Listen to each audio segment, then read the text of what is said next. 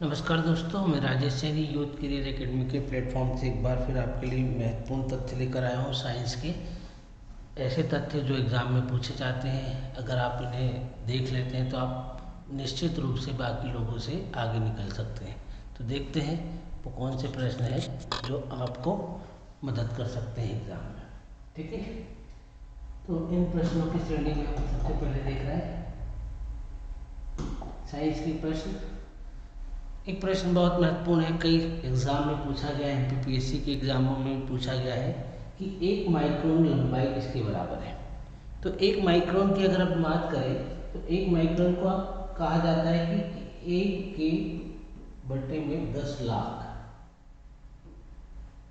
इकाई, दहाई, सैकड़ा, हजार, 10,000, लाख, 10 लाख, मतलब 6 जीरो।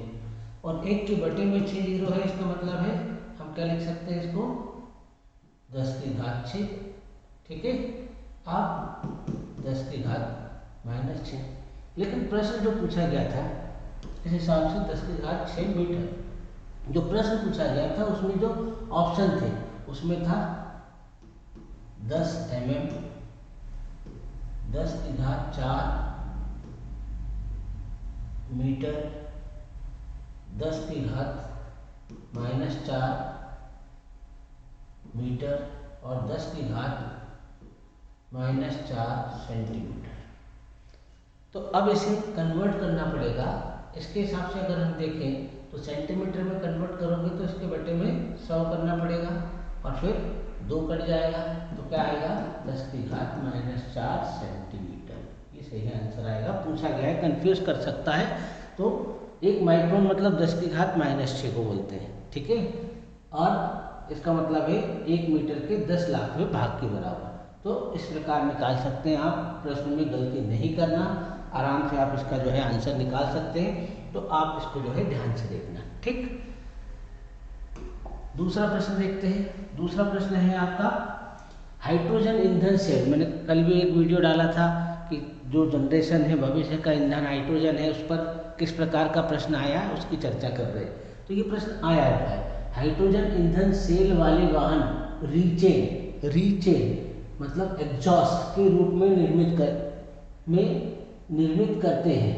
मतलब वो जो बाहर निकालते हैं वो क्या निकालते हैं। ठीक है, तो हाइड्रोजन ईंधन सेल से युक्त वाहन क्या करते हैं, कार, बस या फिर ट्रेन, ये क्या करेंगे, हाइड्रोजन को परिवर्तित कर विद्युत का निर्माण करते हैं और बदले में क्या बाहर करते हैं, तो ऊष्मा और जल उपवाद के जो है उपवाद उत्पादन के रूप में ये जो है निष्कासित करते हैं। इसलिए मैंने कहा था कि ये महत्वपूर्ण है कि जल का निष्कासन कर रहे हैं, ना कि कार्बन डाइऑक्साइड का। इसीलिए ये महत्वपूर्ण है। तो आपसे इस प्रकार प्रश्न पूछा जा सकता है, रीचेन एग्जॉस्ट के रूप में ये क्या निष्कासित करते हैं, ऊष्मा तथा जल को। ठीक है, इसीलिए मैंने इस प्रश्न को आपके लिए यहाँ पर लिया है। ठीक, एक विधि है लैसिक विधि। लैसिक विधि आजकल बहुत अपनाई जा रही है। जो विभिन्न प्रकार के चश्मे आजकल बन रहे हैं, बिना उसके जो है चश्मे मिल जाते हैं, वो इसी विधि के आधार पर बनाए जाते हैं, जिसको बोलते हैं लैसिक विधि। इस पर भी प्रश्न आया हुआ है, अभी प्रश्न भी बताऊंगा कैसा आया है, पहले समझ लीजिए क्या है।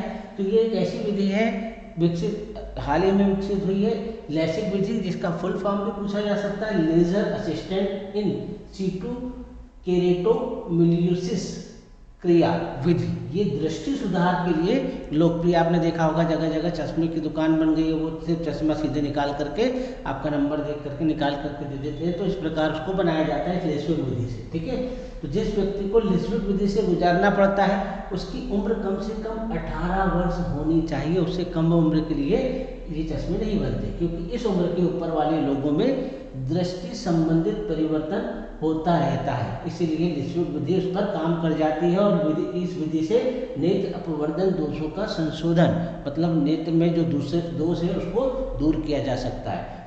एक लेंस भी आपने देखा होगा प्रोग्रेसिव, उसमें इसी प्रकार का संशोधन प्रस्तुत किया जाता है। यह क्रिया विधि स्वच्छ मंडल के आकार में स्थायी परिवर्तन लेकर आती है, जिसके द्वारा चश्मे तथा कॉन्टैक्ट लेंस पर व्यक्ति की निर्भरता कम हो जाती है। ठीक है, तो ये जो है इस विधि के द्वारा प्रोग्रेसिव लेंस लगाए जाते हैं। वो प्रोग्रेसिव लेंस क्या करता है कि जो दोष होता है उसको दूर कर देता है। ठीक है, तो आप इसको ध्यान रखिए, इस पर एक प्रश्न भी आया है। ठीक है, तो हाल ही में लेस्विक विधि लोकप्रिय हुई इसके संदर्भ में, तो क्या पूछा था, लेस्विक विधि क्रियाविधि नेत्र अपवर्तन दोषों का संशोधन करती है, सही है। ये क्रियाविधि स्वच्छ मंडल के आकार में स्थायी परिवर्तन, प्रोग्रेसिव लेंस लगाओगे तो आंखें अच्छी होती है। यह क्रियाविधि चश्मे अथवा कॉन्टैक्ट लेंस पर व्यक्ति की निर्भरता को घटा देती है, लगाने की जरूरत नहीं रहती। और ये क्रियाविधि किसी भी उम्र के व्यक्ति पर लागू हो सकती है, ये गलत है, क्योंकि हमने देखा था कि 18 से कम के लिए नहीं है। तो महत्वपूर्ण प्रश्न है, मुझे लगा कि आपको इसे देखना चाहिए, आया हुआ है। ठीक, इसके अलावा अपन देखते हैं ब्लूटूथ बहुत चल रहा है, उसके अलावा जो है कार्डलेस फोन चल रहा है, सूक्ष्म तरंग ओवन चल रहा है, वाईफाई चल रहा है। तो ये कितने मेगाहर्ट्ज पर काम करते हैं, तो आपको याद रखना है 2.4 और 2.5 गीगाहर्ट्ज रेडियो आवृत्ति का प्रचलन करके ही इनका प्रयोग किया जाता है। तो आपको ये ध्यान रखना है, इस प्रकार का प्रश्न आया है कि इनमें से कौन से 2.4, 2.5 गीगाहर्ट्ज रेडियो आवृत्ति बैंड पर प्रचलन कर सकते हैं। तो यहाँ पर कौन कौन से उपकरण है, तो ब्लूटूथ भी कर सकते हैं, तार रहित फोन भी, सूक्ष्म जो है तरंग ओवन भी और वाईफाई भी, चारों सही है। ठीक है, तो चारों सही इसका आंसर आएगा। ठीक, आगे चलते हैं। जलाशयों में जल है, ये भी एक बहुत अच्छा प्रश्न है, बच्चे कंफ्यूज हो जाते हैं। ठीक है, तो जलाशय में जो जल है वो नवीनीकृत संसाधन और अनवीनीकृत संसाधन दोनों का रूप होता है। ठीक है, इसलिए ये दोनों रूपों में देखा जाता है। ठीक है, तो नवीनीकृत जो क्या हो सकते हैं, पुनर्निर्माण हो सकता है जिनका, अनवीनीकृत जिनका पुनर्निर्माण नहीं हो सकता। तो ये क्या है, जल जो है, जलाशय का जल दोनों प्रकार की क्रियाविधि में आता है, इसको ध्यान रखना है आपको। ठीक है, इसके अलावा हरित खाद, ये प्रश्न कई बार एग्जाम में आया, कई बार, हर प्रकार के एग्जाम में, इसलिए आपको इसको देखना चाहिए। ये क्या है, हरित खाद एक प्रकार की उर्वरक है जो कि लोबिया के रूप में आती है, और लोबिया का उपयोग हरित खाद में किया जाता है, जिससे कि पौधों की वृद्धि में सहायक होता है। ये प्रदूषण रहित खाद है और नेचुरल रूप से बनता है, इसीलिए महत्वपूर्ण है। तो हरित खाद के रूप में किसका प्रयोग होता है, लोबिया का। ठीक, आज के लिए इतना ही, नेक्स्ट वीडियो में फिर मिलेंगे। कल और परसों रिवीजन, क्विक रिवीजन के जितने सब्जेक्ट हैं उनकी सारी जो चीज़ें आ सकती है उन पर वीडियो डालूंगा, तो जो है उस पर देखिएगा आप वीडियो, तो आपका क्विक रिवीजन हो जाएगा। अगर कोई चीज़ छोटी है तो वो भी पूरी हो जाएगी। तो कल फिर मिलते हैं, धन्यवाद, जय हिंद, जय भारत। वीडियो पसंद आए तो लाइक और शेयर करें।